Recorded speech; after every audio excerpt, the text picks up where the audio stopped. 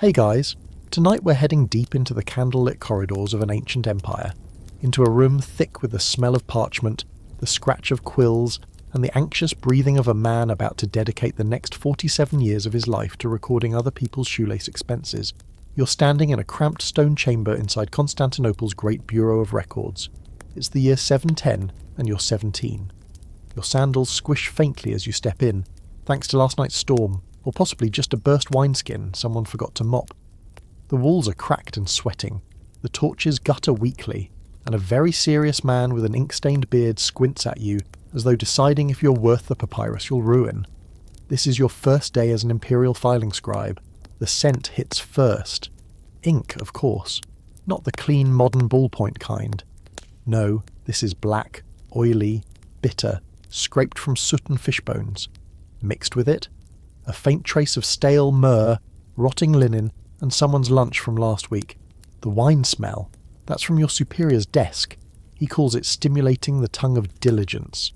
So before you get comfortable, take a moment to like the video and subscribe, but only if you genuinely enjoy what I do here. And hey, post your location and the local time in the comments. I love seeing where in the world we're falling asleep together. Now dim the lights, maybe turn on a fan for that soft background hum, and let's ease into tonight's journey together. The door closes behind you with a noise like a cork being pulled from a very unfortunate amphora. That's it. You're in. There's no ceremony. No one hands you a badge or a key. Instead, someone thrusts a scroll into your hands, a receipt for 2 barrels of goat dung, requisitioned for mysterious maritime purposes. You don't ask, you just write, carefully, with flourishes at the capital letters, because heaven help you if your lines aren't pretty enough. Over your shoulder, someone coughs. The man's robe is patched with what might be soup or ink or something darker. He grunts and says, "You'll want to keep your scrolls dry." Rats love the taste of wet bureaucracy. Your desk is a marvel of early career ambition. It's slanted wood, slightly uneven, wedged with a wedge of limestone to keep it from wobbling. The inkwell is shared with 3 other scribes, and already crusted at the edges. Quills are doled out like gold. Yours has a nib with a split in it. You'll learn how to chew it just right so it writes cleanly. The office itself is a hive of muttering, scratching, and occasional groaning. Every now and then a runner bursts in, breathless with another bundle of requests or decrees. You're told not to speak unless asked, and even then, only if it's about vellum thickness, or Emperor Justinian's 4th cousin's tax exemption. By noon, you've copied 3 land leases, 1 very suspicious order for miscellaneous entertainment expenses, and a marriage annulment involving accusations of devil possession and a missing goat. You don't blink. You keep filing. The truth is, the Byzantine Empire runs not on gold or glory, but on scrolls, tens of thousands of them. Every tax, every harvest, every imperial fart documented, filed, stamped with a seal dipped in beeswax and boredom. You begin to suspect that no one reads these, and yet they must be perfect. The head scribe, a man called Theophilos whose beard seems to operate on its own sentience, once whipped a junior clerk with a rolled-up census for forgetting to record a widow's 2nd middle name. It's a tough introduction. You scratch at the collar of your linen tunic, which is damp from a mixture of sweat and nervous tea spilling. Your hands cramp, but slowly your brain finds a rhythm in the ink, a kind of humming hypnosis. The same way some people zone out while watching waves, you learn to drift in the sea of receipts and requisitions. And just as you're starting to feel, not relaxed exactly, but resigned, a little man with precisely 7 warts on his forehead tells you to follow him. You do. Past stacks of dusty scrolls so high they sway dangerously, into a smaller room, darker. "Here," he says, "imperial expenditures, miscellaneous division." You stare. A full shelf dedicated to ribbon procurement ceremonial, another for wine damage reports northern districts, and one, ominously, labelled confiscated ostrich records. You ask, very gently, "What happened to the last person who worked here?" He blinks.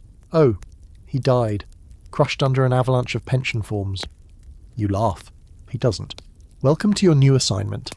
That evening, as you drag yourself home through Constantinople's crooked streets, the sounds of hawkers and harpists echoing faintly in the dusk, you wonder if this is it.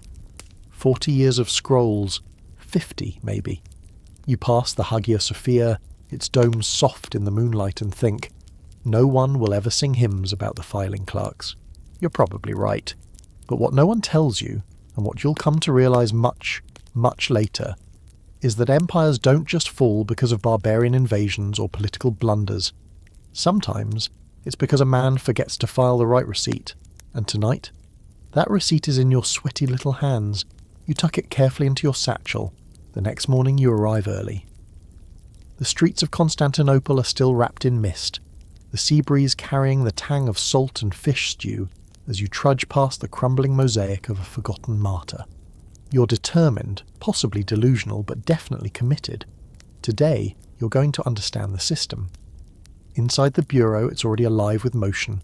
Scrolls are being unrolled like carpets of minor doom. Wax is bubbling on little clay burners. Somewhere someone's sneezing in triplets, which apparently means good luck. You settle into your crooked desk, dip your quill in ink that smells like damp chimneys, and receive your first real assignment. Inventory verification, says the clerk with the wart constellation. Gold, grain, goat hair, everything that keeps the empire together. That last one makes you blink. Goat hair? He nods solemnly. You'll learn. The empire's economy, you quickly discover, is a delicate teetering balancing act. One sack of barley away from revolt, one misfiled tariff away from collapse, and it all somehow runs through your calloused hands. Your task: cross-check the tax shipments sent from provinces, little towns with names like Phrygopolis and Dyrrachium, with the receipts logged in the imperial records. The receipts themselves are masterclasses in chaotic creativity. Goat-hide scraps with blood smudges, brittle parchment with ink faded to the ghost of a whisper, and, your favourite, slips written on reused laundry notes that still smell faintly of lavender and despair. The wax seals, though. Those are serious business. Every province has its own stamp, a tiny emblem pressed into wax blobs that harden into history. Some are grand, eagles, crosses, emperors' noses. Others are questionable. There's one that just looks like a chicken trying to do math. You learn quickly that the seal must be intact. If it's cracked, melted, or missing entirely, you log it as potential fraud and pass it to the enforcers. The enforcers, by the way, wear long robes and carry sticks. You don't ask what kind. You don't want to know. By midday your fingers are sticky with wax, your nose full of parchment dust, and your brain caught in a loop of numbers. 4 sacks of wheat, 12 amphorae of oil, 3 goats, deceased cause unspecified. You come across a scroll that simply reads, "Shipment delayed due to wedding." You pause. This feels deeply human, deeply Byzantine. It's not all dead serious. Well, it is, but absurdity sneaks in like mould. One slip details the delivery of a crate of ceremonial sandals, then notes in hurried script, one pair lightly gnawed by dogs. Another is sealed in wax and goat hair. You open it anyway. Inside, a perfectly formatted receipt for £50 of hair, combed, not cursed. No one explains that last part. No one can. Still, you're growing sharper. You start recognising regional handwriting styles, identifying when a scribe in Cilicia had too much wine, and when the clerk in Nicaea is lying about olive counts again. Your world narrows to scrolls and seals, parchment and paste. The outside world, the riots, the court intrigues, the whispered wars, barely reach you here. Though every so often the outside does try to peek in. One afternoon a tremor shakes the office. Scrolls rattle, dust drifts. You look up. Earthquake, you ask? The man beside you, Nikitas, a veteran scribe who's been chewing his beard for the last decade, shrugs. Or a mob. Either way, we file the damage receipts tomorrow. It becomes clear to you, this place isn't a refuge from chaos, it's a buffer against it. The logic of receipts, of seals and ledgers, is the Empire's last defence. Not against swords or siege engines, but against forgetting. Forgetting who owes what, who owns what, who's alive. There's something oddly soothing about that. At least that's what you tell yourself at night as you fall asleep dreaming of wax impressions and grain tallies. But there's also a madness here. Take the Great Registry of Taxable Donkeys. It's a literal wall-length scroll, updated monthly, documenting every working donkey between Thrace and Syria. You're assigned to check the latest amendments, and you do, until you notice the same donkey name, Pelagios, appears in 3 provinces, a clerical error, a smuggling ring, a donkey with a taste for long-distance travel. You ask your supervisor. He frowns, sighs and says, "Make a note of it." And don't feed the theories. You make the note. But that night you imagine Pelagios the donkey crossing deserts with false paperwork strapped to his back, a four-legged criminal mastermind galloping through bureaucracy. It's not entirely impossible. Meanwhile, back at your desk, you begin experimenting with seal impressions of your own. When no one's looking, you try to press your signet, a cheap ring your uncle gave you, into wax just to see. The results are messy, vaguely scandalous and thrilling. You imagine briefly a parallel career as a rogue wax artist. Then you hear someone muttering about unauthorized impressions, and the fantasy ends.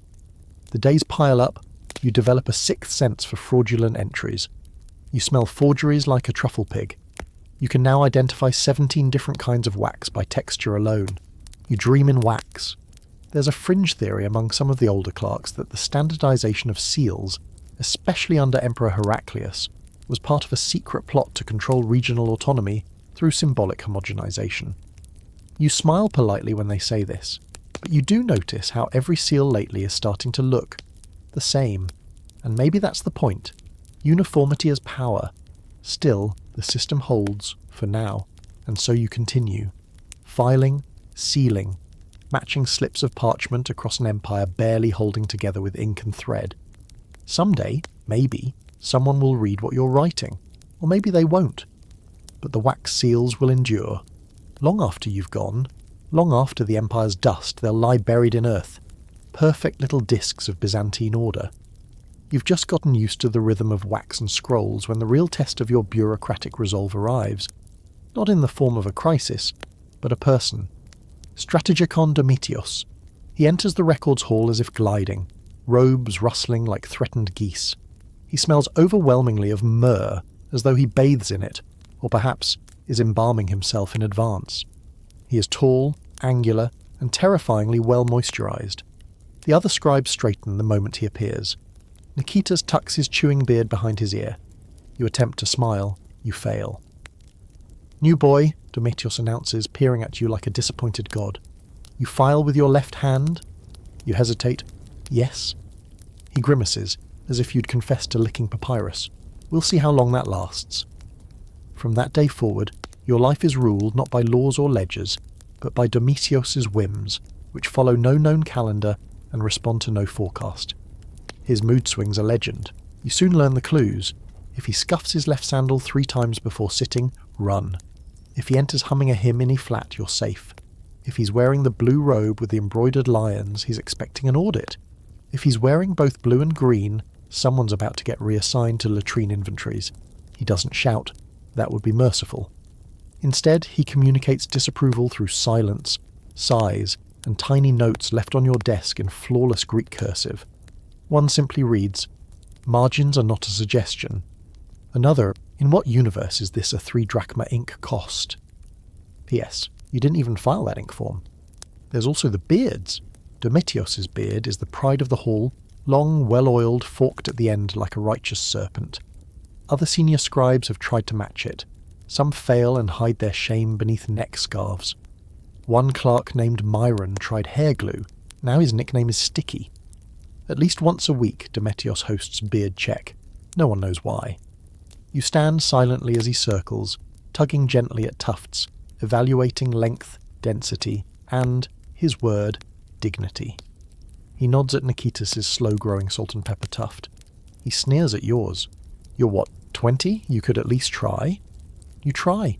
You massage with olive oil. You pray to St. Minos, patron of facial hair, you assume. Still, your beard remains patchy and apologetic. Domitios begins calling you Downy. You do not correct him. But beard contests are the least of your worries. Domitios keeps an iron grip on operations with a terrifying fondness for passive-aggressive memos. These aren't tossed-off notes. No, these are crafted, hand-scribed messages of subtle venom, the kind that start with, "per your last scroll," and end with "warm regards." You suspect he rehearses them by candlelight. You receive your first major dressing down after mistakenly filing a goat hair shipment under military provisions instead of ceremonial supplies. In fairness, the receipt mentioned uniform purposes. You assumed warmth. Apparently the goats were being used in a parade. Domitios calls you into his office. The room is more library than workspace. Walls lined with ledgers, scrolls, and what appears to be a preserved lemon cake under glass. He gestures you to sit, but does not sit himself. He paces, then stops, then with great drama hands you a scroll that reads, "Do goats typically wear armour in your experience?" You begin to respond. He holds up a finger. "Think on it. Then write me an explanation using no fewer than 20 words and no imperial metaphors." You do. It takes 3 drafts. He grades it with a wax stamp shaped like a frown. Still, there's something hypnotic about him. He's brutal, but brilliant. He once memorised an entire year's worth of shipment weights. He can tell the origin of parchment by taste. You once saw him lick a tax receipt from Antioch and say limestone, poor ink, must have been raining. He's also fiercely loyal, to the records, to the process, to the idea that if the Bureau fails, everything else does. It's possible Domitios hasn't left the building since Emperor Philippikos took power. Some say he lives in the catacombs beneath the filing rooms, communing with forgotten forms. And when the plague hits the quarter one spring, it's Domitios who refuses to leave. He stays, issuing orders from behind a veil of linen soaked in vinegar. You and 3 other junior scribes remain by his side. You file death notices, you track food shortages, you record the rise in bribe prices, up 40% for expedited burial permissions. You see the fear in his eyes. Once. Just once. He clutches the monthly census of the Bakery Guild like it's scripture, and says, "If we lose the grain index, we lose the bread. If we lose the bread..." He doesn't finish. You help him recatalogue the whole thing that night by torchlight. After that, something changes. He still scowls. He still corrects your ink ratios. But one morning you find a new quill on your desk, balanced smooth, with a fine gold tip. There's a note. "Don't blot." You don't. And then, weeks later, you hear it. He chuckles. Not loudly, not kindly. But he chuckles when you log a complaint from a monk in Thrace who claims his monastery was raided by tax wolves. You write, in the notes, "No physical evidence of wolves, possibly metaphorical." Domitios circles it and adds, "Possibly ecclesiastical." It is your proudest moment. You've learned the rules. You've cracked the code of the scuffed sandals, the veiled insults, the sacred order of beard. You still hate the myrrh, good heavens does it cling, but you found a rhythm beneath his rule, and deep down you suspect he likes you, just a bit. Maybe one day you'll even earn a memo that starts with "well done." But not yet. Today's note simply reads, "You've mislabeled another goat." You're hunched over the great registry of Eastern candle waxes. Yes, that's a real document. When the rustle of silence sweeps through the hall, you look up. Something's happening. Something different. No shouting, no scuffed sandals, no wax spills. Just a procession of clerks passing down the line with unusual solemnity. At the head, a bowl. In it, soup. Slightly warmer than usual. Steam curling like incense in a forgotten chapel. Today, you're told in hushed tones, marks 40 years, well 38 if you subtract the suspension during the goat hair embezzlement scandal, since Theophanes started working here. You turn to your left and see him, Theophanes of Nicomedia, senior ledger examiner, tithe division. A man whose face is so deeply lined it could be filed under topographic. He's rarely moved from his corner desk. Some believe he's rooted to the stone itself. Others say he simply became too efficient to be noticed. You've passed him dozens of times, maybe hundreds. You're fairly sure he hasn't blinked since autumn. Someone whispers, "He filed the Danube tariffs during the green ink shortage." By hand. You're not sure what that means, but everyone nods like it's sacred knowledge.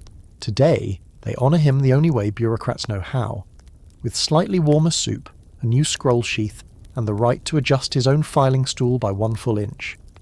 Theophanes accepts it all with a faint incline of the head, a gesture that could mean "thank you" or "I require medical assistance." You clap with the others. Then he does something extraordinary. He speaks. "Still haven't fixed the punctuation on Form 9C, he rasps, voice like a reed caught in wind. A few clerks bow. One begins scribbling. It's then that you realise retirement isn't a concept here. It's not expected. It's not even whispered. The idea that someone might leave the bureau before they're physically embedded into the mortar is as foreign as a tax-free shipment. You ask Nikitas about this later, quietly, behind a stack of obsolete census reports. "Retirement," he scoffs. "What would we do? Chase pigeons in the forums? Take up basket weaving? Our hands are built for ink, not wicker." You ask about pensions. He laughs harder. We are the pension. We outlive everyone, especially the people who owe us money. It starts to dawn on you. Immortality in the Bureau isn't metaphorical, it's logistical. If you live long enough, work quietly enough, and avoid tripping over unbalanced amphora reports, you become part of the structure. Not in the honoured, heroic sense. Number you literally calcify into the system. Take, for instance, the legend of Hermodoros. Word is he filed tariffs during Justinian's reign. No one knows what happened to him, but if you knock twice on drawer 61B in the wheat levy vault, it sounds hollow, like there's a jawbone trapped inside. Another example. Julia of the Receipt Index once entered a meditative trance in year 22. She woke up 3 years later, having perfectly alphabetized the Empire's entire grain surplus by smell. And there's the shelf. The shelf. Everyone knows it. It holds a single wax-sealed scroll labelled "Do Not File." No one dares open it. Some say it's cursed. Others say it's just the original draft of the Imperial Sardine tax and no one wants to deal with it. You're fairly certain it contains the career of someone who asked for vacation time and was erased from existence. Still, there's something alluring about the quiet power these ancient bureaucrats wield. Theophanes doesn't speak again that week, but his influence echoes. A single nod from him gets an entire shipment audit reprioritized. You start watching him. Not in awe, well, okay, some awe, but with curiosity. How does one reach that level of mythical presence? How many documents must pass through your fingers before your fingerprints are the system? You begin to emulate him, you sit straighter, you start wearing darker robes, you hum in bass tones while stamping wax, you perfect the disapproving sigh with subtle eyebrow lift. Results are mixed, then comes your own moment. A junior scribe, junior, accidentally logs 2 identical wool tax receipts under different municipalities. The room goes still. Domitios stares at the boy like he's just suggested feeding a census to a horse. The boy turns to you, you clear your throat. Form 4 beta cross indexes, it's a duplicate. Probably a clerical echo from the Samos branch. Should be flagged but not voided. The room is quiet, then Domitios nods. Once. The issue is resolved. The boy breathes again. You, dear you, have just achieved your first act of archival dominance. Nikitas leans over and whispers, "That's how it starts." You grin. It is how it starts. Still, there's a creeping weight behind all this. A slow recognition that the older you get, the more scrolls you file, the less likely you are to ever leave. Some have tried. One clerk named Meliton quit and moved to Cappadocia. 2 years later, he was found re-indexing his neighbour's garden inventory out of habit. They reabsorbed him by the end of the week. There's an open debate, quiet, naturally, about whether the Bureau intentionally fosters this level of devotion. One theory claims there's a substance in the ink that subtly rewires your sense of duty. Another suggests the ambient myrrh has psychoactive effects. A third, more poetic theory posits that once you've handled enough parchment, your soul bonds to the fibre. You're not sure what you believe. But when you find yourself muttering filing codes in your sleep, you realise something has shifted. You dream of scrolls that unravel into eternity. You wake up one morning with the distinct urge to correct your neighbour's door labels. And Theophanes? Still there, still motionless, still more constant than the tides. One day, many, many years from now, someone will pass your desk, see your quill scratching through a tax discrepancy from Lycia, and whisper, "That's Downey. Been here forever." Some say he once corrected Domitios's formatting, and they'll offer you soup, slightly warmer than usual. It begins, as many imperial disasters do, with a sneeze. You're in the archive annex, cooler, quieter, smelling faintly of mildew and abandoned ambition, when a royal courier bursts through the bronze double doors. His robes flutter, his eyes dart. He's holding a small scroll sealed in red wax, trembling like a man about to be blamed for a plague. You and half a dozen clerks freeze. He clears his throat. Imperial health event. Classified. Immediate notation required. A scribe faints. Nikitas whispers a prayer to St. Basarius, patron of vague directives. The scroll is handed directly to Domitios, who takes it with a grim nod. He breaks the seal and reads aloud, each word punctuated by dread. On the 14th day of Pamuthios, year 9 of Emperor Anastasios II's reign, during the 6th hour of administrative review, His glorious and most consecrated Imperial Majesty sneezed. You stare. That's it. No drama, no prophecy, no accompanying blood moon, just a sneeze. But then comes the real terror. Domitios looks up, face pale. We must file it. And suddenly the office descends into chaos. See, when the Emperor sneezes, it's not just a bodily function, it's a state event. According to Protocol 28 Gamma of the Imperial Records Codex, any observable deviation in imperial behaviour, including coughs, sighs, and poorly timed hiccups, must be recorded, classified, and cross-referenced for potential theological, military, and economic implications. You're assigned to sneeze logistics. Your job: determine whether the sneeze occurred within a blessing radius, whether any omens were noted by nearby witnesses, and whether the sneeze was dry, safe, or wet, plague adjacent. You don't sleep that night. Nikitas starts sketching a sneeze impact map, trying to figure out if any senators were struck by airborne droplets. You interview a junior advisor who swears the Emperor's nostrils flared in a vaguely eastward direction, possibly a signal of divine favour toward Antioch. Another staffer claims he heard a second sneeze off camera.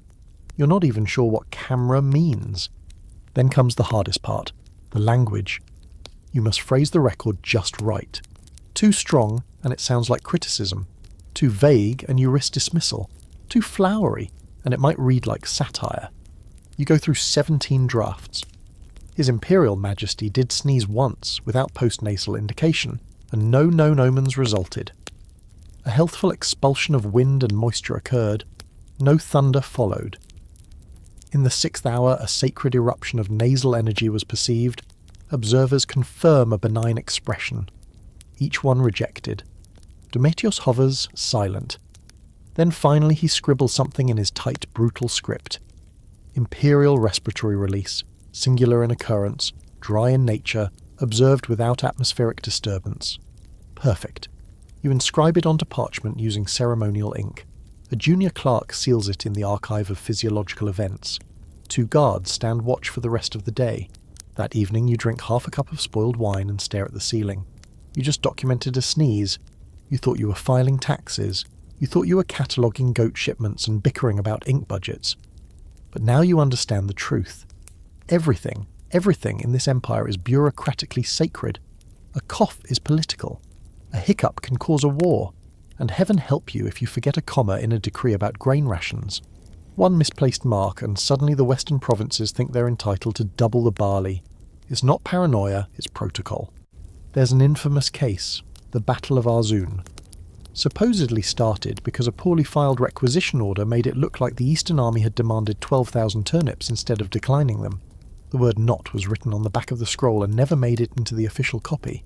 Thousands died over turnips. Another tale, one imperial edict, meant to pardon a rebellious governor, mistakenly referenced execution instead of exculpation. By the time the mistake was caught, the man had already been quartered, wrapped in cabbage leaves and shipped home. Some clerks say the cabbage part was intentional. You're starting to see the empire not as a collection of lands, but as a web of ink, lines, loops, dots and dashes that bind together reality itself. If a clerk misfiles a census, a village disappears from tax maps. If a goat ledger is double-entered, a small town in Bithynia might suddenly own 900 goats. One papyrus scroll controls the fate of 1,000 people.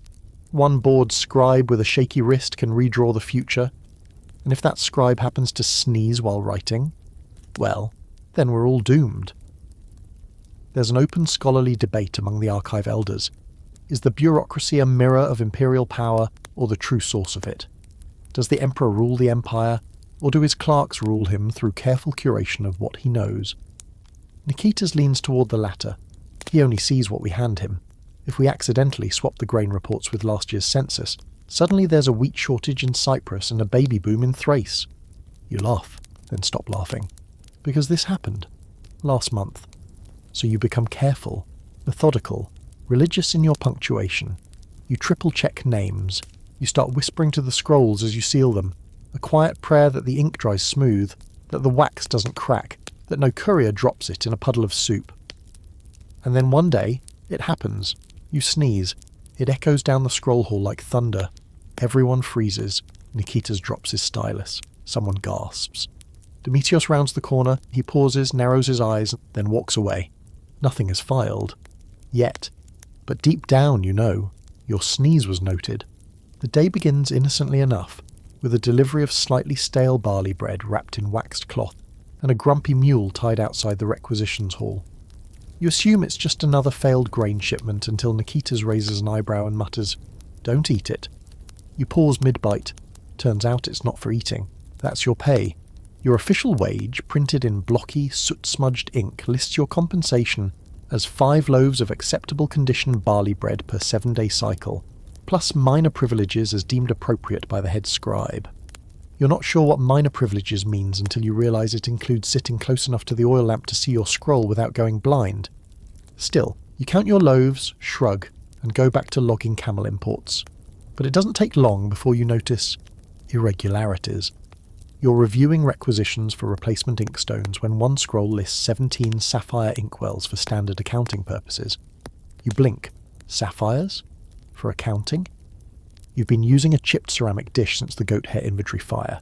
You show it to Nikitas. He leans in, squints, then grins. Ah, patronage protocol theta. That's not an inkwell, that's a bribe. And there it is. Behind the flaking plaster and the smell of boiled parchment lies an entire subterranean world of bureaucratic barter. A market where favours are traded like currency, where scrolls shift silently between hands, and where no one ever technically breaks the rules.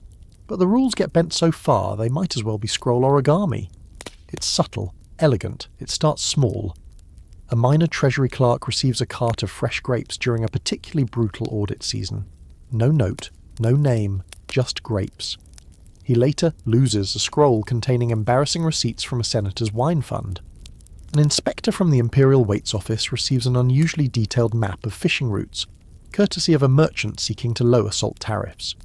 A grain official signs off on 6 missing bushels, possibly stolen by local deer, after being spotted in possession of a deer-hide coat not native to the region. And no one says a word, not officially. Instead, everyone learns the art of pretending not to notice. You overhear conversations like, "Strange, this ink smells like sandalwood. Must be a new supplier." "Yes, and the courier accidentally left a bolt of silk on my desk. Peculiar fellow." Or, "I found a ring tucked inside a wax seal today." "Oh? Did it fit?" "Perfectly. Providence, perhaps." It's not just gifts either. It's favours. Shifts covered. Reports expedited. Embarrassing footnotes quietly erased. You start to see the signs. How the best-connected clerks always have fresh candles, or how Domitios's favourite wine seems to accidentally appear every time tax season gets overwhelming. There's a rhythm to it, like music written in ink and suggestion, but of course it's not without risk. You hear of one clerk, Ariston, who accepted too much. Word spread that he'd received a gilded abacus and an entire roast peacock in exchange for adjusting an export number. The peacock thing was too flashy. Within a week, Ariston was reassigned to the sewage flow census in the Antioch sub-basements. He hasn't been heard from since. The key you learn is discretion. Never ask for anything, never expect anything, just imply. Once, after helping a merchant's nephew correct a scroll dating error, you find a polished agate tucked beneath your stool. A day later, a fresh bottle of lamp oil appears in your cubbyhole. No names, no words, just a gentle nudge of appreciation. You don't report it. Of course, not all arrangements are as polished. There's the scribe who tries to pass off glass beads as amethysts. Another who bribes with stale figs, as though you're not already drowning in government-issued dried fruit. Then there's the scandal involving falsified requisition forms for emergency ostrich feed, a phrase that becomes office slang for blatantly suspicious requests. And amid it all, Domitios looms. You can't tell whether he's in on it or above it. His expression never changes. His sandals scuff the same way. His robes never wrinkle. But once, you think you see him tap the edge of a scroll 3 times before sealing it. A subtle sign, a private code. An open scholarly debate buzzes quietly in the corners of the archive. Is the Byzantine bureaucratic system corrupt, or merely adaptive? Some argue it's necessary. Lubrication for an otherwise paralysed engine. Others claim it erodes the moral spine of the empire. Nikitas shrugs. If the empire dies, it won't be from bribes, it'll be from boredom. You half believe him. You learn the categories. Bread is basic thanks. Oil is for small favours. Salt is a big deal. Gemstones, serious leverage. Wine, Dangerous, too obvious. The real pros use information: a cousin's name, a location, a warning about an upcoming audit, and the strangest currency of all, silence. The ability to not say something, to lose a scroll, forget a date, turn your head at just the right moment. That's where the real value lies. You start using it yourself. When a scroll listing absurdly inflated goat tally numbers crosses your desk, you pause. You recognise the sender, a frazzled widow from a flood-stricken province. You know her family is one disaster away from starvation. You tap the scroll twice, then file it under adjustments pending. No one asks, no one questions, and later that week, you find a perfectly sharpened stylus wrapped in embroidered cloth waiting on your desk. No name, no message, just quiet understanding. You're reassigned without warning. One moment you're compiling camel census tallies. The next, Domitios slaps a scroll on your desk stamped with a seal shaped like a tiny tonsured head. Monastery assessments, he says. 3 months. Try not to blaspheme. You don't get a choice. You gather your styluses, your sand shaker, and your emergency figs, then follow a twitchy courier to a squat annex office that smells of damp wool and overly pious parchment. Congratulations, you're now the Empire's least qualified expert on monastic taxation. Your first scroll comes from the monastery of St. Theodosios the Slightly Damp. Apparently they're contesting a wheat tithe levied during a time of ritual fasting and mould-induced hallucinations. The handwriting is shakier than most deathbed confessions, and one paragraph is entirely in goat Greek. You have no idea what that is. Nikitas tries to help by lending you a smudged pamphlet titled Intro to Ecclesiastical Economies, Volume 3, Oath-Free Denouncements. You fall asleep 3 pages in, dreaming of angry abbots throwing bread rolls shaped like scrolls. The real challenge, though, isn't theological, it's mice. Turns out the annex has a rodent problem, and not the polite kind. These mice are parchment fiends. They've developed a taste for tax records and seem particularly fond of eating just enough of a scroll to ruin its meaning. One morning you find an entire page missing the middle rows, making a monastery's expenses read: purchase of 12 barrels holy oil, midnight candles, sapphire-studded donkey. You spend a week trying to determine whether the donkey was real, metaphorical, or a smudged copy of someone else's bribe. There's an open scholarly debate about whether certain monasteries encourage mice to chew specific tax scrolls. No evidence, of course, just a coincidence that the most aggressive mice only target disputed assessments. One clerk swears he saw a monk sprinkle honey on a tax ledger. You try to file a formal request for pest control. The response is, try praying. You end up storing your most sensitive documents in a sealed amphora lined with garlic and old basil. The mice leave that one alone. Then there's the holy loopholes. Monks are very good at avoiding taxes, not illegally, just creatively. There are exemptions for relics, of course, and prayer services, and charitable food programs, but what counts as a relic becomes slippery. One monastery claims to possess the original spoon of St. Makarios. Another lists 2 authenticated eyelash fragments of St. Euphemia, though one appears suspiciously synthetic under candlelight. You audit a site claiming miracle exemptions for a well that produces wine every Tuesday. You visit. It's just water with a handful of raisins tossed in, and a hopeful chant. Tastes like fermented hope, and questionable plumbing. You don't file a complaint. You're tired, and the raisins are pretty good. Still, the scrolls keep piling up. One monastery wants to pay in beeswax. Another offers hand-illuminated manuscripts you're pretty sure were copied last week. A third just sends a drawing of a smiley sun labelled God's favour. You consider joining them. There's a certain appeal to monastery life. Quiet corridors, morning chants, nobody screaming about goat count discrepancies. But then you remember they make their own ink from soot and vinegar, and suddenly the cushioned stool in the main office seems divine by comparison. Then the thunder scroll arrives. Thick parchment, crimson seal, addressed to you. Inside, a furious complaint from the monastery of St. Simeon of the Burning Throat. You'd rejected their claim that rain falling during Vespers counts as divine cleansing, and thus negates the salt tax. They are not pleased. The scroll contains a full page of psalms and a highly interpretive sketch of your soul, burning in bureaucratic hell. You consider responding with a passive-aggressive scroll of your own, maybe quoting tax canon in iambic verse, but Domitios intervenes. Let it go, he mutters. Their abbot once cursed a fiscal inspector into a toothache. You take the hint. That week, a delegation of monks arrives to clarify their filings. They bring honeycakes and passive threats. You listen politely, nod in time with their incense-scented logic, and then file everything under pending divine clarification. It's a real category, 4 drawers deep. Despite the absurdity, you start to admire the monk's ingenuity. These are men who wake before dawn to chant, sow, garden, pray, and somehow still find time to master complex tax evasion through metaphysical metaphor. One even convinces you that a broken cistern is a liquid reliquary of sainted moisture. You don't believe him, but you want to. By month 2, you've stopped reacting to anything. You read scrolls while a mouse gnaws a corner of your robe. You sip lukewarm barley tea while passing a tax debate over whether candle wax is an essential spiritual fuel or a taxable luxury item. Your sense of logic crumbles, time softens, everything is incense and ink. Then, a miracle.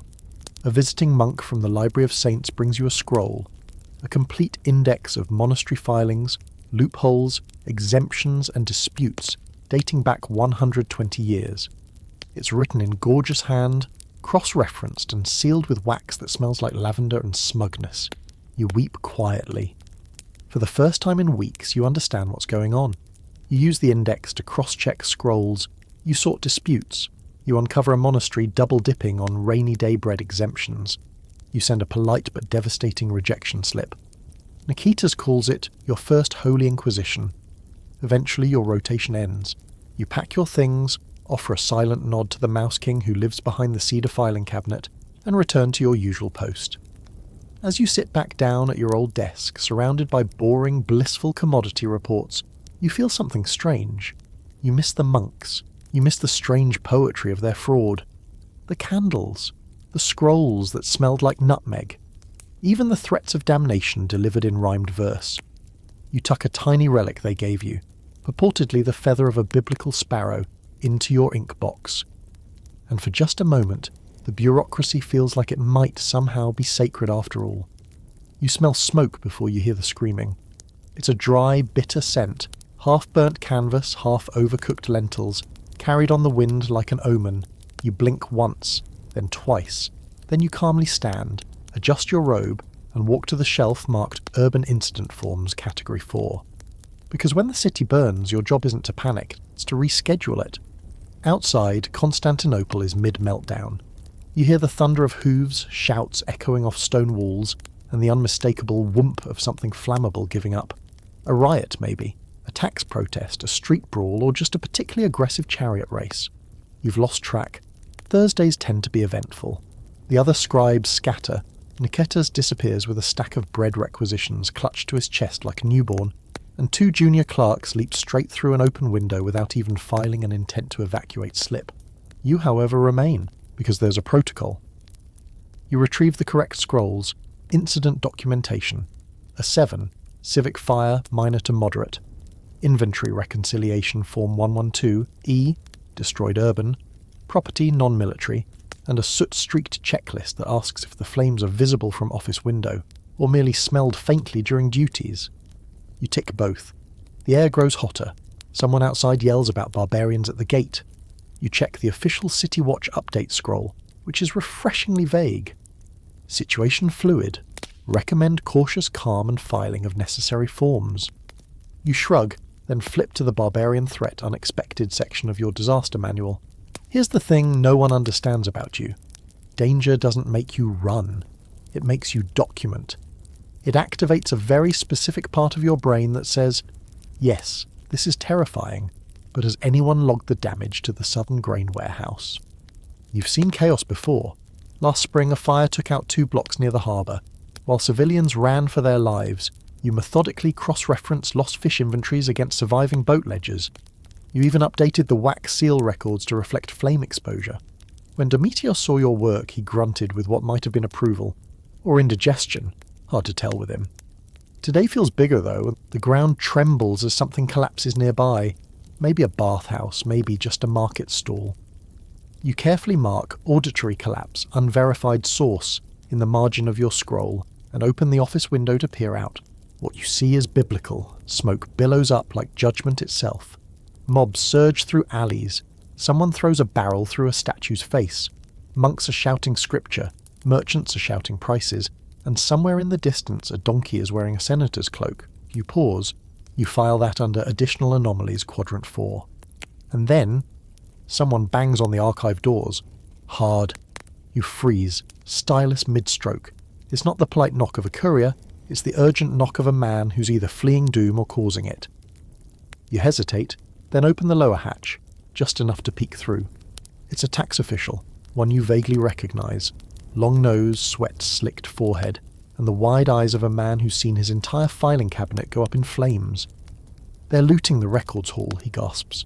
Everything's gone. They're using scrolls as torches. You blink. Did they take the merchant permits? You ask. He nods, defeated. You sigh. Fine.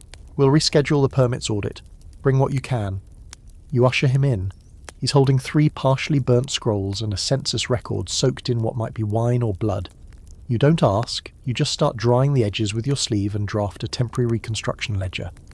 Later, when the riots reach your block, you lock the office doors and move to the inner chamber, the one lined with fireproof clay filing tubes. You were mocked for insisting on those. Paranoid, they said. No one's going to set fire to the census annex, they said.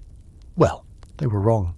As the screams grow louder, you and your sweaty new co-worker sit quietly, categorising lost scrolls, irretrievable, partially damaged, and can be guessed if everyone pretends really hard. You write by candlelight. He weeps gently. There's an open scholarly debate about whether bureaucratic endurance during crises is noble or delusional. Some say it's a sign of dedication, others call it institutional madness. You don't really care. You're too busy reassigning cargo routes for a harbour you're not sure still exists. By dusk the worst seems over, the fires dim, the noise recedes. Distantly you hear someone announce a truce, or a surrender, or a tax amnesty for all citizens found in the act of non-lethal looting. You mark it down as ambiguous outcome, see also fiscal mercy. The next morning the streets are coated in ash and broken amphora. You step over a charred sandal and a melted wax seal. There's a crisp breeze that smells like regret and overcooked lentils. Domitios arrives, robes impeccably pressed. He surveys the damage, nods once and says, "Back to work." And you do. You pull out a new scroll and title it Reconstruction Planning, Urban Disasters, Primary Draft. Your hand trembles slightly as you write the first line, but then it steadies, because in a city that burns, someone still has to count the bricks. Your wife leaves you on a rainy afternoon. Not dramatically, there's no shouting, no storming from the house with packed scroll cases. Just a quiet sigh over morning lentils, followed by the kind of silence that stretches across the breakfast mat like spilled ink. "I think I'm done," she says, not unkindly. "With the marriage. With you and your ledgers." You don't argue, because she's not wrong. The past years have worn everything thin. Your robes, your back, the soft way she used to tuck figs into your satchel. You'd meant to take her to the harbour once, maybe even on a grain barge to Chalcedon. Instead, you took her to one office party, 3 plague quarantines, and a lecture on salt tariffs. So she leaves, and your quill doesn't. It twitches once, then it keeps writing. That night you sit in your office long past curfew. The guards don't bother checking in anymore. They know you by the glow of your lamp and the rhythmic scratch of your stylus against parchment. You're not even writing anything urgent. You're just aligning the margins. It starts innocently enough, adjusting a few columns here, a header there, but soon you're lost in the world of spacing ratios, developing what may be the most aesthetically precise tax ledger Constantinople has ever seen, Nikitas notices. "Did you realign the entire spice requisition series?" he asks one morning, holding a sheaf of scrolls like they might sing hymns if tilted just right. You nod. He nods back, very slowly. There's a rumour that even Domitios took one home to show the wife how a proper alignment soothes the soul. Of course, the real miracle is that Domitios has a wife, or a soul. But no one pushes the matter.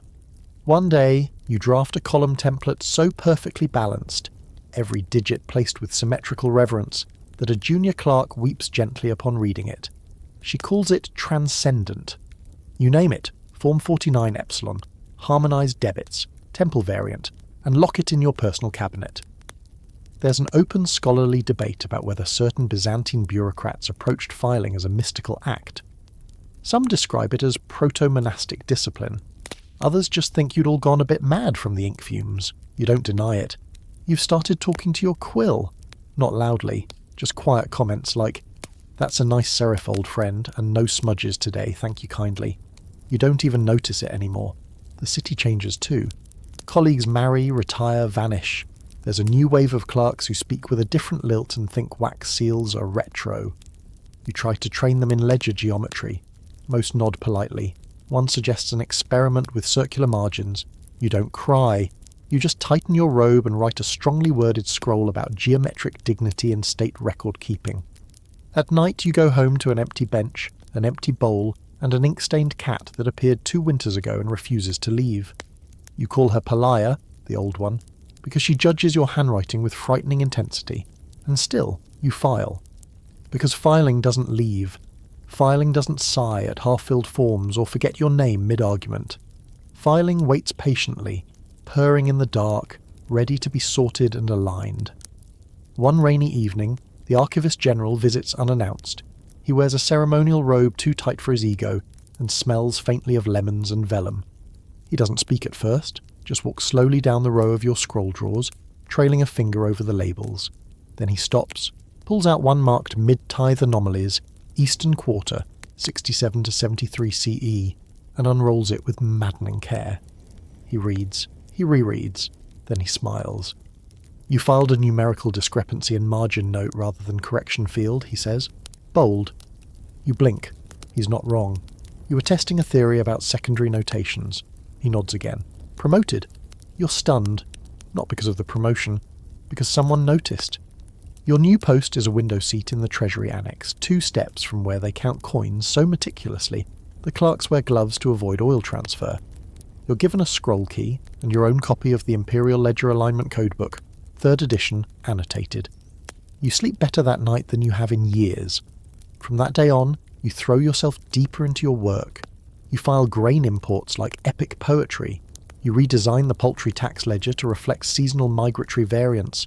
You invent a new notation for suspiciously underdeclared figs and teach it to 3 apprentices who refer to you, quietly, reverently, as the margin whisperer. And yet in quiet moments you wonder, what might have happened if you'd come home earlier? If you'd left the office once or twice just to see the acrobats in the square, or bought your wife those ridiculous violet sandals she stared at through the shop window for 6 weeks. But that's the thing about ledgers. They don't answer back, they don't forgive. They just hold everything exactly as it was, forever etched neat and unchanging, while the world turns to ash around them.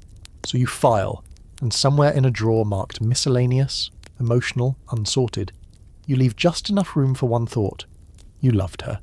You hear it first in the margins, whispers in footnotes, inconsistencies in rations tallies, a caravan ledger that records more chickens entering the city than the Empire technically owns. Small things. Things a lazier clerk might ignore. But not you. You lean in. Because in Constantinople, even gossip has a filing number. It begins on a warm morning, the kind where the stone walls sweat and your ink goes runny if you don't keep the jars sealed tight. You're cross-referencing naval grain reports when you notice a shipment from the Dardanelles marked Urgent Do Not Inventory. Now that's strange. Everything is inventoried. The Empire inventories sand, so why the secrecy? You pull the thread. Quietly. You file a formal query, coded as a routine weight discrepancy. Then you wait. 3 days later, the report comes back corrected. 2 corrected. Every column is perfect. Every weight matches exactly. It's the kind of precision that only happens when someone is desperately trying to not get caught. So you start listening. Really listening. The archive has a rhythm. Wax seals thudding, scrolls unrolling, scribes muttering to themselves like gods reciting the cosmos. Beneath it all, you begin to hear something else. Clipped phrases, nervous laughs, abrupt subject changes when someone passes too close to the break room. And then there's Micros. Officially, Micros handles requisitions for military tent cloth. Unofficially, he knows everything. He knows which palace steward is sleeping with which grain inspector. He knows which senator's son got caught smuggling eastern silks inside imported amphorae labelled fish sauce. He sidles up to your desk one day with the kind of grin only someone too informed to be safe can wear. "Funny how many tents we send to provinces without soldiers, huh?" he whispers. You don't reply. But later that night you refile your copy of the requisition scroll in a drawer 2 floors down. one with no nameplate and no key, just in case. It turns out the Byzantine bureaucracy has its own secret layer, a network of scribes, bookkeepers, and over-caffeinated copyists who trade intelligence through errant scribbles, misplaced seals, and the sacred art of losing a scroll long enough for someone else to find it. You're not quite inducted, not formally, but one day you find a plum tucked inside your ink drawer with a single wax tag tied to the stem. Cleo. You've been marked as trusted. Congratulations. You're now part of the most paranoid, ink-stained spy ring in Constantinople. Your new colleagues don't meet in shadows or alleys. You meet in filing rooms. Over spilled tea and invented charting errors, you pass information via correction drafts. What looks like a revised poultry tithe record might actually contain a map of local rebel movements, encoded in chicken breed subtotals. The Treasury's double count error last month? Not an error. It flagged an illicit mint running out of a bathhouse cellar. You helped shut it down. Sort of. There's a shadowy thrill in it all. Your hands still smell of ink and vinegar, but now they matter. The work you do can shift policy, or ruin careers, or quietly make someone disappear. There's an open scholarly debate about how much of the Byzantine Empire's survival hinged on its civil servants, not just their diligence, but their dirty tricks. Some say the bureaucracy was the real power behind the throne. Others argue that no empire built on parchment can withstand a real blade.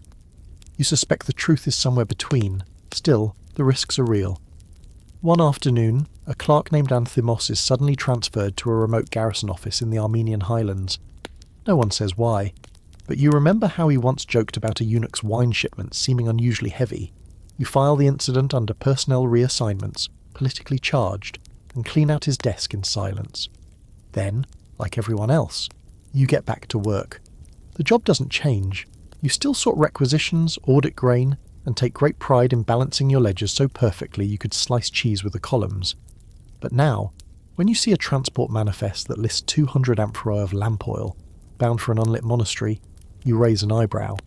And when you flag it for double-checking, you do so with a very specific scribe in mind. There are jokes among your new inner circle about how the empire runs on ink, fear, and the occasional bribe made out to Uncle Cleo, about how gossip is the currency of the eternal city, and your ledgers are its stock exchange. You laugh, quietly, but you don't deny it. Even Domitios seems aware. He no longer asks why your reports take slightly longer. He knows.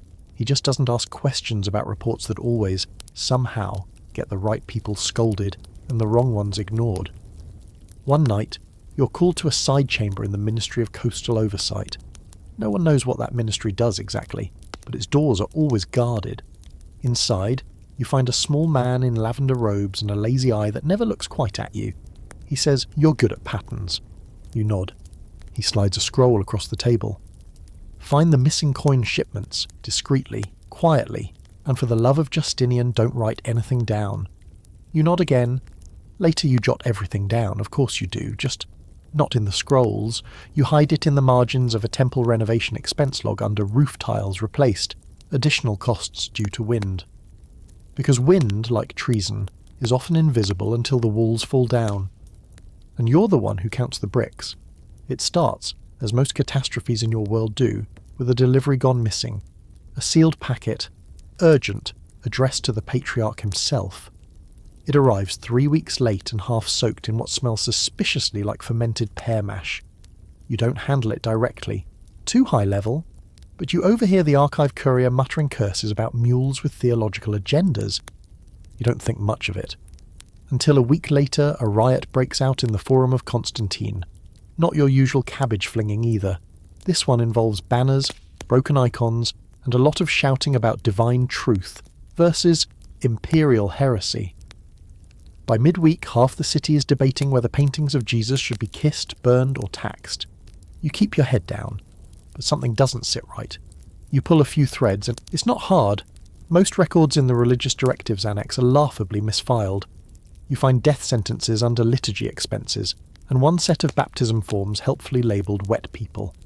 Still, the deeper you dig, the more something becomes clear. A number of key decrees, edicts that might have diffused the tension, clarified imperial intent, or at least slowed the theological slap fights, never made it out of their initial routing satchels. One of them, you realise with a slow, queasy horror, was that half-fermented scroll. It had been an urgent directive from the Emperor, attempting to clarify his stance on icons. Not an outright ban, but a cautious pause. A pause and pray sort of policy. But because it arrived late, leaked pear juice, and smelled like betrayal, it was never read. Or believed. By the time it was resent, the fires had already started. You sit with that for a while. Because no one's going to blame the riots on paperwork, not officially. The historians will argue doctrine, imperial ambition, socio-economic tensions, but you'll know the truth, or a version of it. The truth is, you don't mess with filing deadlines during an ideological crisis. There's an open scholarly debate about how much of the iconoclast controversy was driven by poor communication versus genuine doctrinal dispute.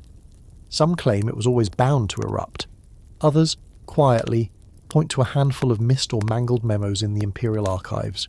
You don't add your voice, but you do label one folder in your personal drawer, icon delay critical, try not to topple civil order next time, and you underline it. Twice. After that, things in the office get weird. There are purges, promotions, secretive reviews of every clerk's religious affiliations, down to how fervently they cross themselves before soup.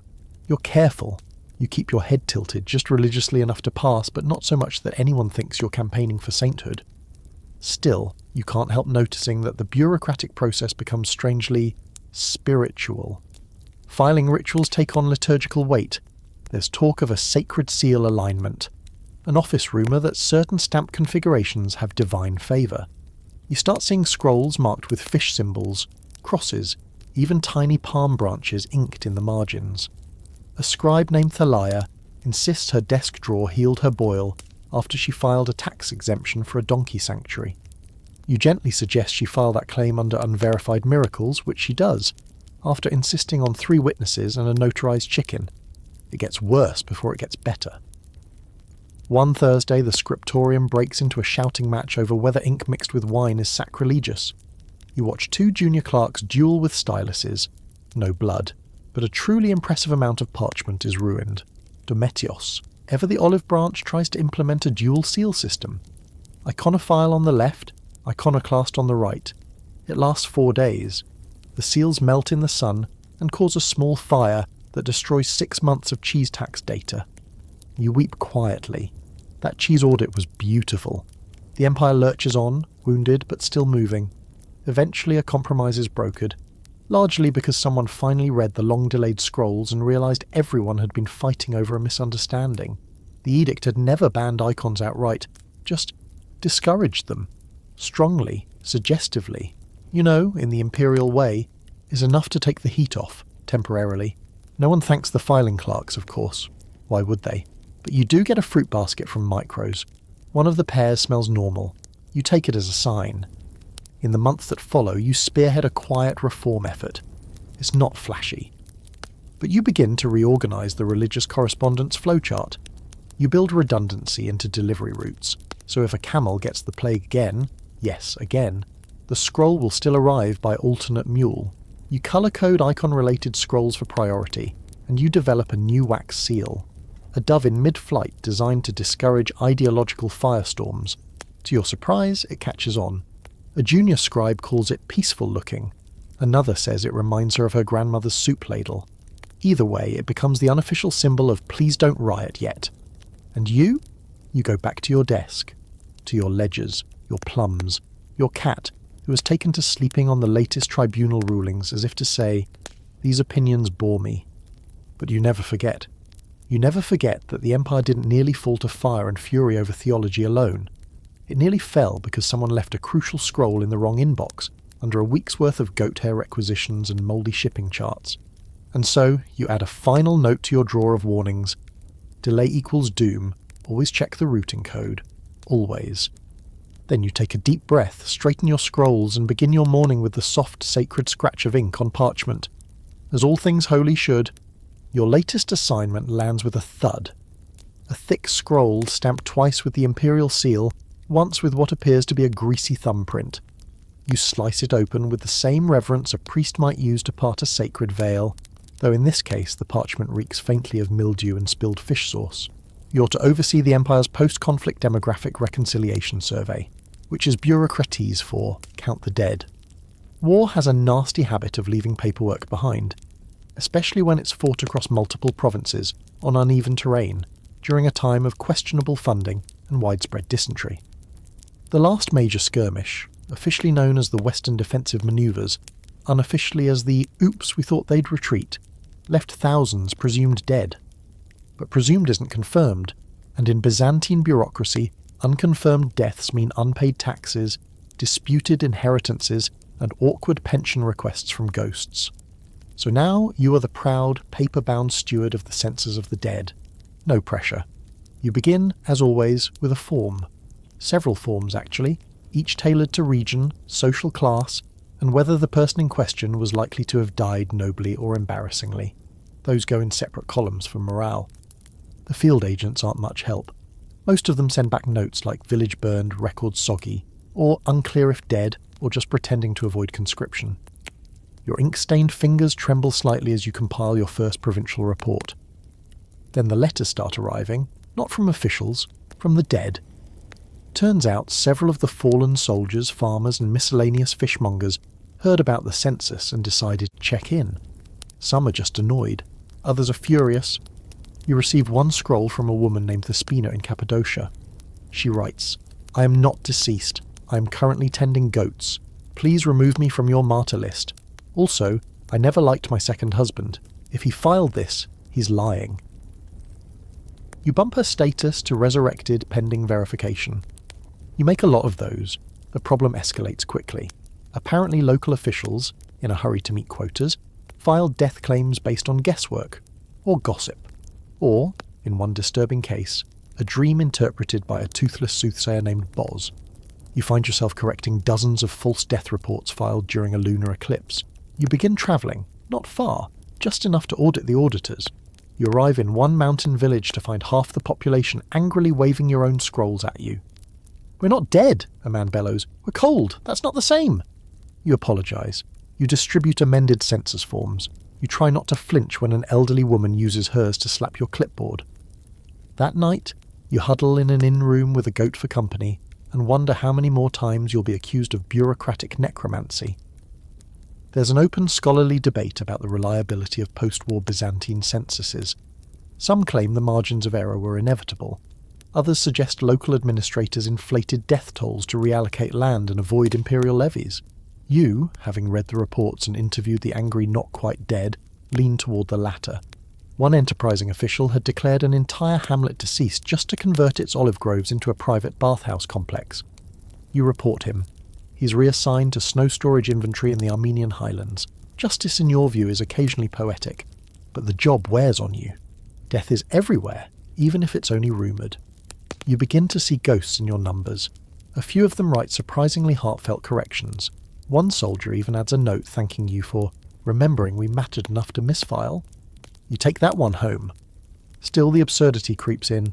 One day, you're reviewing a death ledger when you notice an entry that reads, "Deceased due to sword, possibly symbolic." You mark it requires follow-up and move on. Another file lists an entire cohort of soldiers as eaten by fog. That one takes longer to verify. And then there's the issue of actual ghosts. A monk insists that the monastery has been visited nightly by a spectral clerk, muttering tax codes in his sleep. You investigate. Turns out it's a novice who walks in his dreams, reciting the Charter of Fiscal Transparency. You recommend a softer mattress. Back in Constantinople, your office starts to resemble a necropolis of scrolls. Tall stacks of reinstated living persons lean precariously beside your updated confirmed departures list. You begin talking to them, quietly, just enough to feel like someone's keeping track of what is and what isn't anymore. You meet one man, Nicandros, a former Legion quartermaster, who had been declared dead twice. He shakes your hand, thanks you for unkilling him, and gives you a jar of honey. "Sweetness for the one who kept my taxes from haunting me," he says. You add that to your drawer of best compliments, right next to the plum from Mikros and the drawing of a duck someone sent in place of a signature. The census finally wraps up, sort of. The data is compiled, the ledger's closed, and the dead, for now, are accounted for. A few will no doubt return in time, riding donkeys in indignation, but for now, your work is done. Your final report includes a new classification, temporarily believed deceased, an appendix of common death reporting errors, including mistaken identity, premature mourning, and local pranksters. A full-page illustration of a goat, artist's name unknown. You submit it all to Dometios with a sigh, and a silent prayer that the next imperial assignment involves something easier.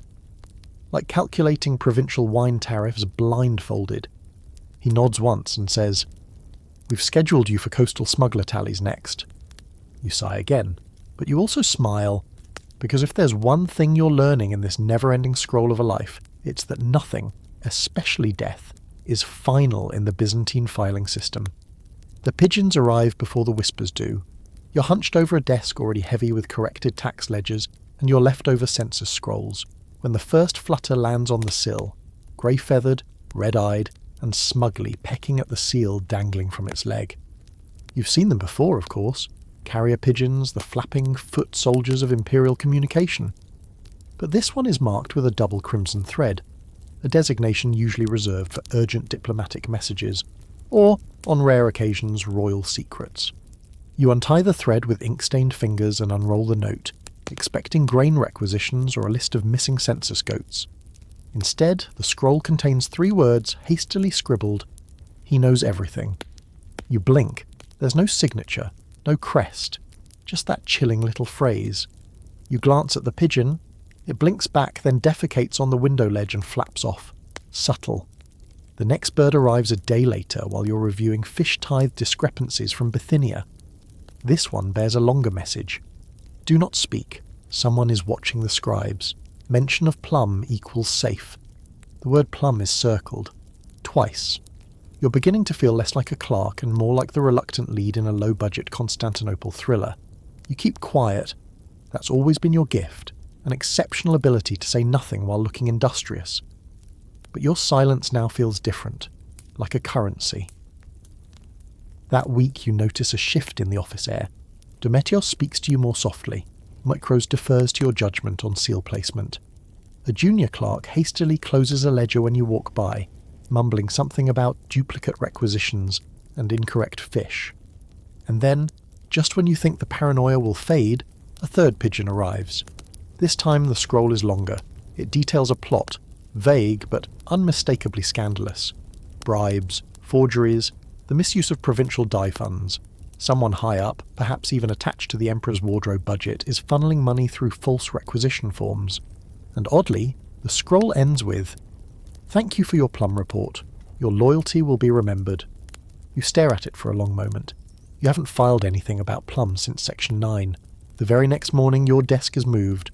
Not just moved, replaced. With a new one. Smooth walnut delicately inlaid with silver edging, and, most suspiciously, a drawer that doesn't stick. On the seat rests a note. For services rendered. Enjoy the window. You now face the hippodrome. From your new position, you can see horses being led into morning drills, dancers practicing for festival parades, even a few senators entering the upper council chamber with the hunched shoulders of men trying very hard to appear innocent. You begin receiving small gifts. A pomegranate wrapped in silk, an oil lamp shaped like a dolphin, a scroll of poetry signed only "A fellow friend of plum." You burn that one, just in case. There's a mainstream historical fact here, that carrier pigeons were used extensively in Byzantine military and administrative networks, often trusted over human couriers due to their reliability and speed. But you're starting to believe they were also the Empire's quietest spies. Because now you see the pigeons everywhere, coops on rooftops, trainers whispering to them like confessors, scrolls tied and untied with a reverence usually reserved for scripture. You start training one of your own, just in case. Her name is Thalia, she bites. You write a careful scroll, neutral language, proper spacing, vague commendations, and send it off with Thalia to an address buried in one of the earlier mystery notes. 2 days later, your desk drawer contains a new inkstone, the good kind, with a ridged edge and a faint scent of clove. You take that as a yes. Your colleagues begin treating you differently. No one mentions the desk, but they all notice. A few start complimenting your filing. One brings you honeyed figs. Even Dometios, usually about as warm as a fish seller, places a hand on your shoulder and mutters, "Good margins lately," which, from him, is equivalent to weeping tears of joy. You try not to let it get to your head. But then you start getting invitations, discreet ones, to evening readings, garden parties hosted by cousins of someone important, a masked reception where no one says anything of consequence, but everyone drinks fig wine like it's confession juice. You don't say much, just listen. Because you're realizing something. In the Empire, loyalty isn't always about what you do. Sometimes it's about what you choose not to notice. You never name names, but you begin logging discrepancies in a new ledger. It's unlabelled, tucked behind your cheese audit records, and written in a faint shorthand only you, and possibly your cat, understand. There's another open scholarly debate about how much of Byzantine internal stability rested not on policy or might, but on the silent work of clerks who quietly decided which truths were filed, and which were conveniently lost. You understand this now more than ever. You've become not just a functionary but a filter, and someone, somewhere, trusts your discretion. The plum becomes your symbol. You keep one on your desk now, not to eat, just to signal that you're still listening, still quiet, still aligned. One afternoon you find a note beneath it. Soon, shift in wind, eyes on silk records. You nod once, then return to your latest task, updating the seal authorization codes for provincial dye merchants. Just another day, another scroll, another pigeon perched on the ledge watching. You don't notice the scroll at first.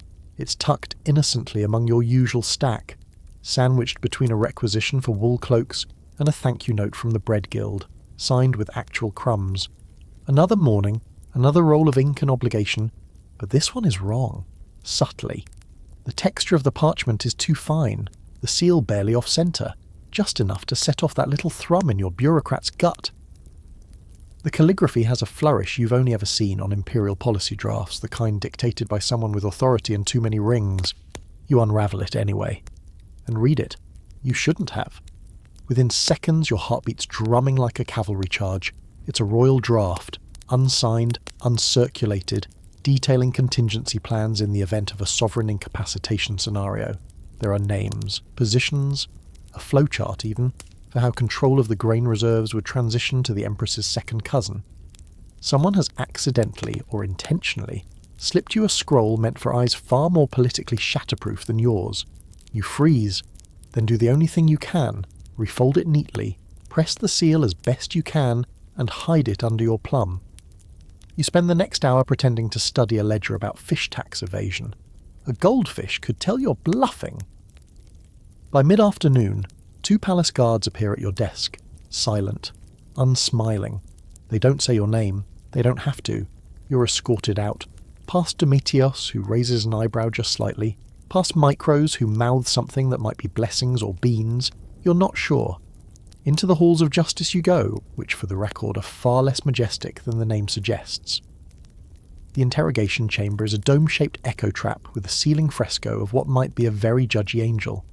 The air smells of sweat, ink, and the powdered perfume of palace eunuchs, 2 of whom now perch on the tribunal bench in silken robes and expressions like smug cats. One of them speaks. Do you recognise this document?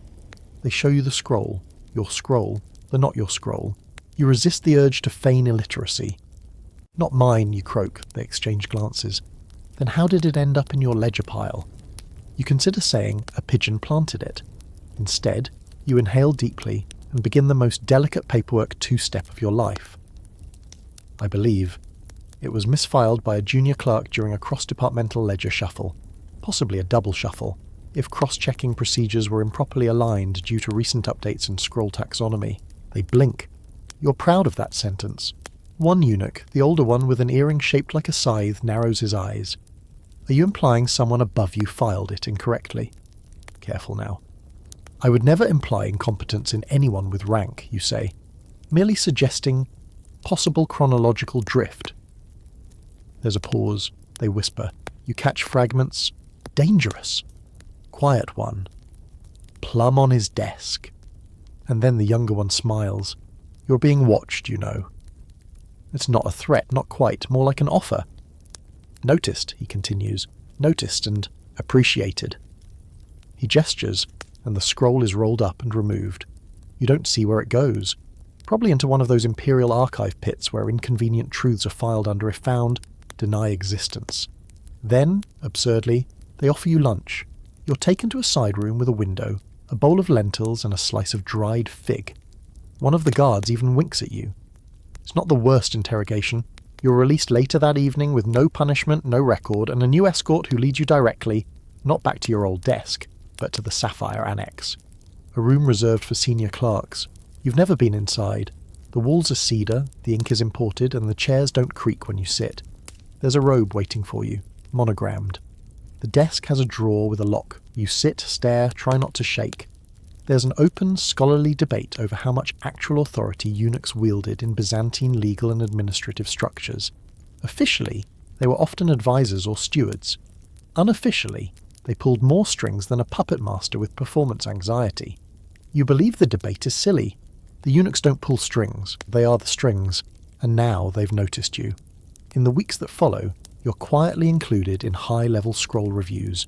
You're handed sealed drafts with no comment, expected to read and say nothing. One even references a pending religious decree that, if released early, could spark a riot. You say nothing, your silence becomes valuable. More than your handwriting, more than your filing. You're a quiet place where dangerous knowledge goes to sit for a while and think about its life choices. You develop a habit of faking extra paperwork just to stay late. It's peaceful after hours. You copy scrolls you're not meant to keep, summarize them in a code only you understand, and hide them in the base of your inkstand. One night you find a new scroll on your desk, no seal, no name, just one phrase. Next time, let it stay misfiled. You nod, you understand, and the next morning when you find a suspicious scroll nestled among Fish Guild complaints, you don't read it. You don't even unroll it. You hand it off to a courier pigeon named Thalia and get back to filing the cheese quotas, because sometimes survival is a matter of knowing which scrolls not to read. You retire on a Tuesday. No fanfare, no imperial brass band marching through the corridor. Just a memo stamped with 3 seals, none of which are scented, and a faintly bruised pomegranate as a parting gift. 47 years. 47 years. You've worked through regime changes, papyrus shortages, departmental betrayals, 3 major plagues, and 1 incident involving a barrel of smuggled leeches and a very confused goat. And now it's done. Well, almost. You spend your final week packing up your desk, not just your new desk in the Sapphire Annex, but also the shadow drawer beneath it. You remove every coded ledger, every scribbled note, every plum pit you kept as a reminder of that one time you became slightly important. You're allowed to keep your robe. You're not allowed to keep your backup inkstone, but you take it anyway, tucking it into the folds of your robe with the guiltless precision of a man who's earned it. The farewell is polite.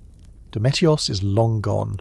Retired to a monastery if rumours are true, though some say he's still lurking in the archive basement, whispering at seals. Micros has gone fully bald, but brings you a date pastry and avoids eye contact like he's trying to erase 30 years of passive-aggressive memo exchanges. One of the younger scribes gives a short speech. It involves the phrase steadfast in ledger fidelity, and the unfortunate term unflinching papyrus discipline. You nod graciously, try not to weep. Then, just before you leave, you're granted one last task. Purely symbolic, they say. A ceremonial revision to close the ledger on your career. You're handed a file, a single scroll, and you know immediately what it is. Cleon's record. Your old rival. The man who once stole your chair and filed an entire year of military requisitions under miscellaneous garden tools. He who, according to Imperial record, received exceptional service honours and an unblemished conduct seal after retiring to the countryside with a pension, and suspiciously good wine. You unroll the scroll slowly, there it is. His commendation, the pristine seal, the nauseating phrase, a model of clerical excellence and scented wisdom. You stare at it. Then you open your robe pocket and remove a small pre-carved seal you've been saving. Just once, just for this. You press it carefully onto the margin of Cleon's scroll, beside the commendation. It reads, "Revised due to numerical inconsistency. For further inquiries, consult cheese records." It's petty. It's bureaucratically airtight. It will never be corrected, and Cleon's spotless record will forever bear a minor unexplained blemish, small enough not to disqualify him from anything, but just large enough to cause a twitch in any future reader's eye. You roll up the scroll, hand it to the courier with a smile, and then just like that you're free. You step outside the building you've entered every day for nearly half a century. The marble steps are just as uneven. The fig tree still leaks sap onto the corner awning, and the pigeon coop on the roof still echoes with coos, gossip, and feathered espionage. You breathe in. The air smells of city dust, wet ink, and roasted garlic from a nearby stall. You wonder if you'll miss it. The endless paperwork, the conspiracies, the truly unholy amount of goat-related taxation. You will, a little, but mostly you'll miss the rhythm of it, the comfort of knowing where things go, how they line up, and which corners of the scroll to leave unmarked in case of audit. There's one last scholarly debate echoing in your mind, whether the Byzantine Empire's longevity owed more to its armies, its religion, or its bureaucracy. You smile. You know the truth. It's the clerks, the tired, invisible, slightly ink-stained souls who kept the empire standing not with swords, but with scrolls, and occasionally spite. You walk away slowly. No destination yet. Maybe a quiet home near the sea. Maybe a job copying scrolls for the monastery, if your hand still holds steady. But for the first time in decades, your schedule is blank. No seals, no ledgers, no empires, and just you. And, in your coat pocket, one final plum. So now, with the scrolls filed, the inkpots closed, and the last plum tucked into your robe, you step into a softer chapter. The marble corridors of the palace blur behind you, each footstep fainter than the last. The clatter of sandals on stone gives way to the rustle of olive leaves in a quiet breeze. You no longer need to remember the precise wax temperature for seal integrity, or the imperial protocol for recording sneeze frequencies. That's behind you. Now, your days stretch long and uncurled like warm parchment left in the sun. No schedules, no ledgers, just slow mornings and late walks, and maybe, on special occasions, a glass of watered wine that you don't have to log. As dusk settles, you look out over the city. Constantinople glows gold in the waning light. The dome of Hagia Sophia catches the last sliver of sun. Pigeons settle along rooftops, their shadows stretching long and thin. You close your eyes. The ink on your fingers has faded, but you feel the texture still. The sense of order, of quiet importance, of a life spent keeping chaos politely alphabetized. You did what you were meant to do. Now rest, dear clerk. The Empire can file itself, at least for tonight. Sleep softly, and dream of seals perfectly scented.